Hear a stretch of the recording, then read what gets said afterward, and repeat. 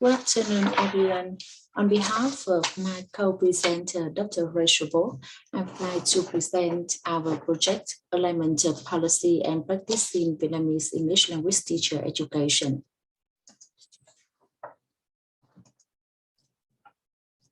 I would like now to present the major parts of our presentation, the introduction, the statement of the problems, the data collection and data analysis, findings, the suggestions and recommendations.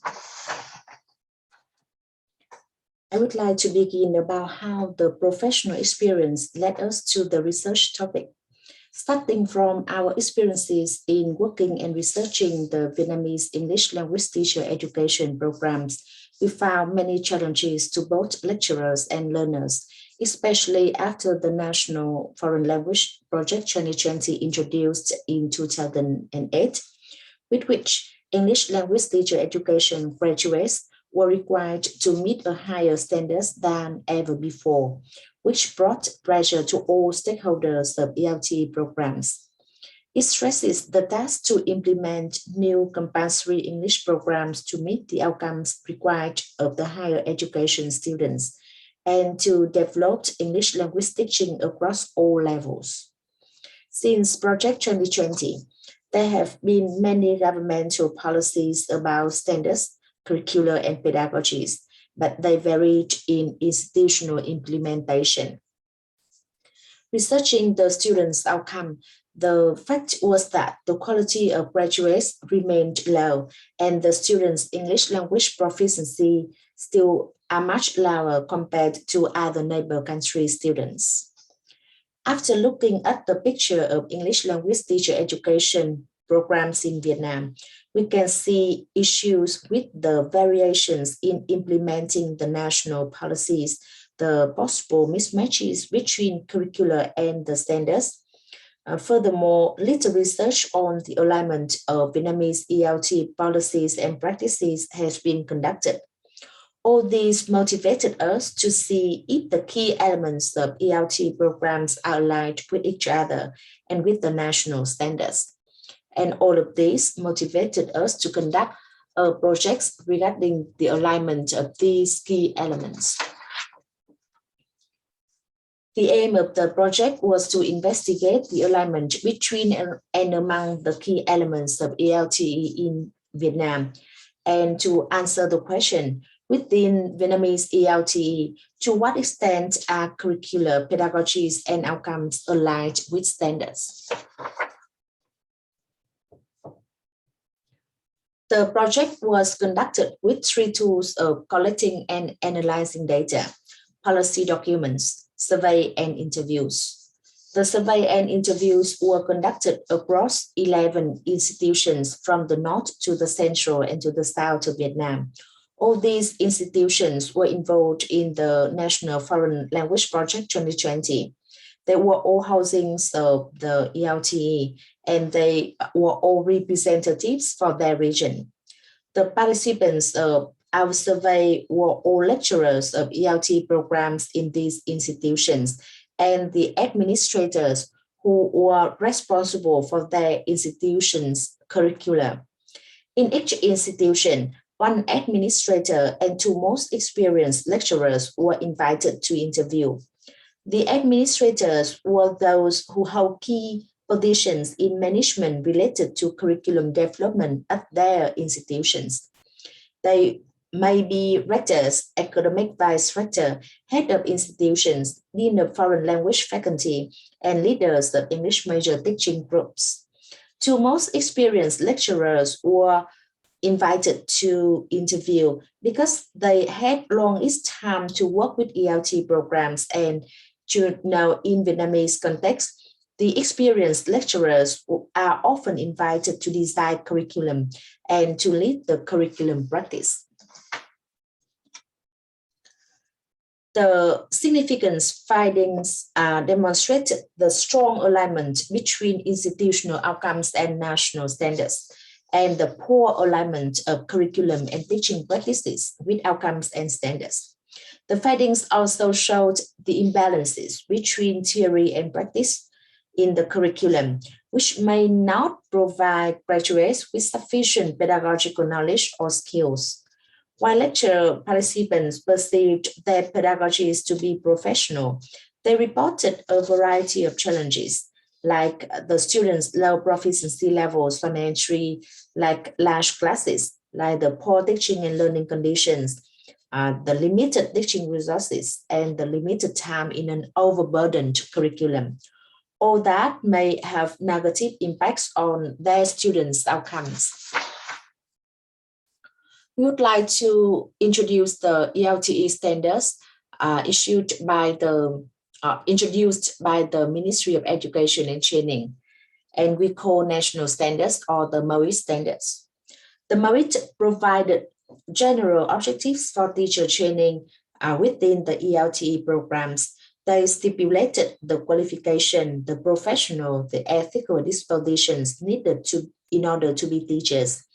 The law on higher education stated that graduates need to attain the comprehensive professional knowledge through grasp of the natural social law and principle, the basic practical skills, the ability to work independently and creatively, and the skills, the problem-solving skills.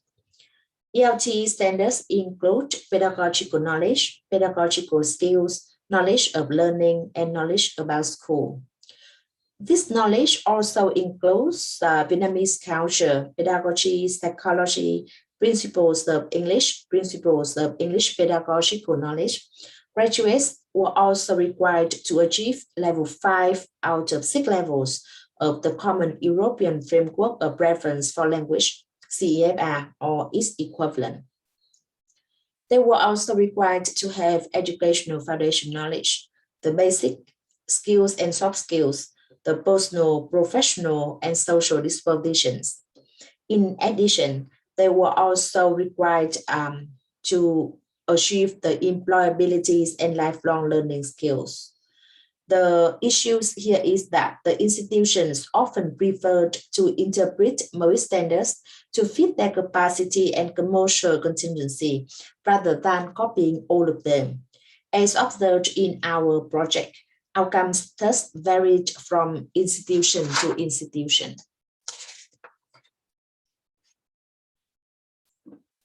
The findings regarding the alignment between outcomes and standards showed that the expected outcomes at the institutional level are aligned with MOE standards. The foundation knowledge and English language knowledge and skills were clearly identified in institutional outcomes with 93.42%, 91.45%, and 88.82% respectively. The pedagogical knowledge and skills were also clearly identified in the institutional outcomes with 95.36% and 89.47% respectively. It is also reported that the outcomes clearly identified the graduate teacher students' professional practical experience requirements within high schools and other teaching sites, nearly 80%. Regarding the poor alignment between curriculum and pedagogies with outcomes and standards, we focused on the preparation of ELT programs for graduates, English language proficiency, pedagogical employability, research, and soft skills standards. Soft skills used in our project with the meaning of supplemental skills relating to teaching like presentation skills, critical thinking skills, team working skills, and the information technology skills, and included skills of social interpretation as well. Lecturers report their being pessimistic with English language communicative skills that the curriculum prepares for their students. Many of them claimed that curriculum allocated too much time on general knowledge courses, but not enough time on language major courses. Lecturers' reports focus on a limitation and the shortage of time allocated for English language major courses. They're concerned about the poorly organized timetable within courses, which may lead to a shortest time for English language courses. The lecturers are not satisfied with class time amount allocated for language practice skills. They mentioned an imbalance between time amount dedicated to practice and to theory lectures as a reason for their ineffective curriculum.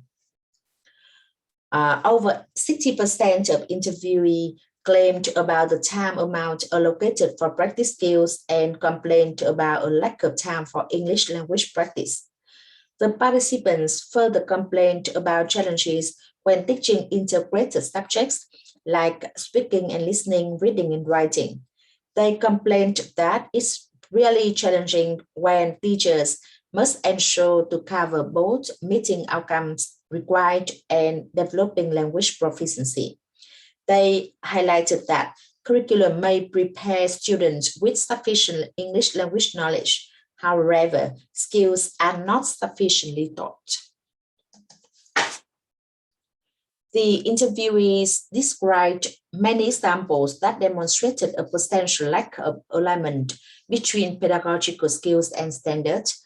They noted that for a lot of cases, there are 50 students in each lesson.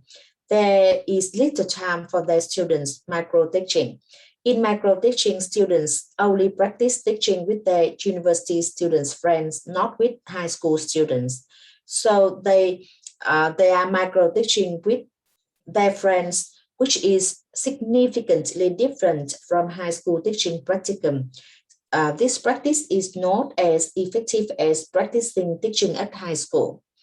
The lecturers share concerns that although having micro-teaching at university, students did not work well when they were sent to high school for professional experience. The findings of the project also showed the insufficient preparation for graduates' employability standards. Much concerned about the participants' students' practical knowledge of high school and other educational working sites has been reported, and few opportunities to provide professional practical experiences within high school and other teaching sites or workplace skills have been complained. Both interviewees and respondents questioned if the curriculum prepared graduates in research skills, and nearly 1/3 of the respondents did not believe that students were sufficiently developed in those skills. Research skills were only taught in maybe 1 to 2 credit course in all the programs we studied. The lecturer from the large institution highlighted that students had no basic knowledge of doing research, even in large institutions. Most of institutional leaders claimed a single 2 credit course was insufficient preparation. It means that the research skills is allocated really limited time. Lecturers and instructional leaders showed that dissatisfaction with alignment between curriculum and soft skills standards relating to teaching, like presentation, critical thinking, team working skills. They also claimed a lack of courses providing students soft skills and IT skills. The participants demonstrated their confirmation with poor alignment between curriculum and standards of social interpretation skills. Many of them complained about the preparation for their students' creative and critical thinking skills. Some institutions only identify 2 or 3 soft skills requirements in institution 2 and 4, like team working skills, independent working skills, and self-studying skills. Only 1 institution requires soft skills related to graduates' everyday life. They stated that the students are required to be proficient in communicating both language and non-language, and in making relationships for both teaching career and daily life. The participants reported that soft skills were major requirements of their ELT programs outcomes. However, they were not often offered in compulsory courses. That's the reasons why we conclude that some missing soft skill requirements in the outcome policy intent of the some of these institutions. So institutions' outcomes must demonstrate soft skills requirement for graduates, including communication, teamwork, and applying IT skills in English language teacher education. The respondents expressed concern about their students' low entry levels and their poor background knowledge. They also perceived many pedagogical challenges with large and mixed ability classes when their teaching conditions were really poor, with issues such as heavy workloads and lack of teaching materials. The participants were particularly concerned with teaching an overloaded curriculum in the limited time available. The pedagogical challenges also included students' ill preparedness for tertiary education. It means that when they entered into the ELT programs, they had not been familiar with the ways to study and the ways to practice for both knowledge and skills, languages and non-languages courses at their program.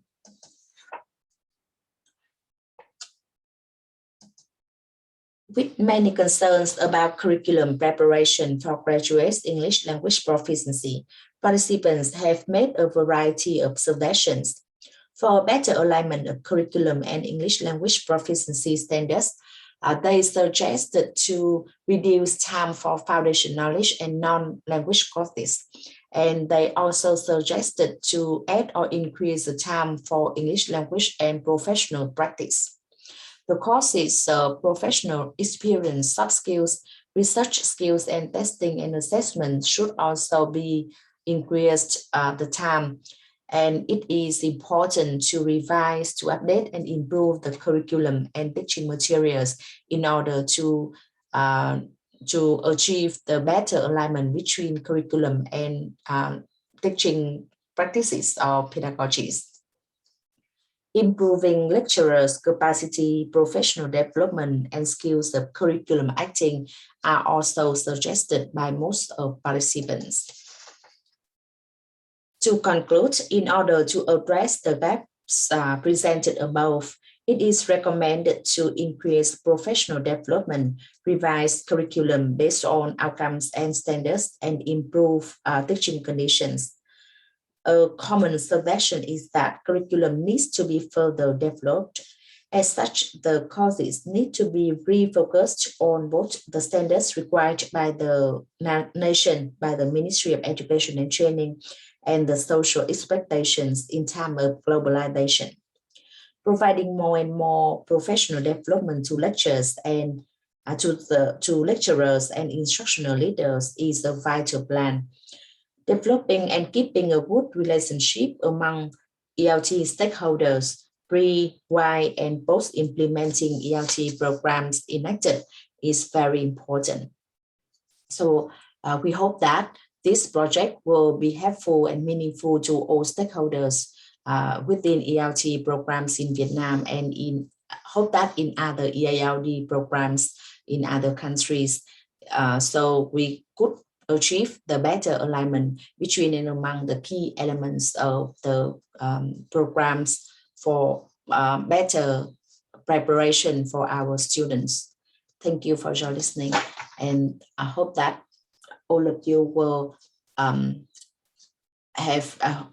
richer knowledge and skills after this conference. Thank you.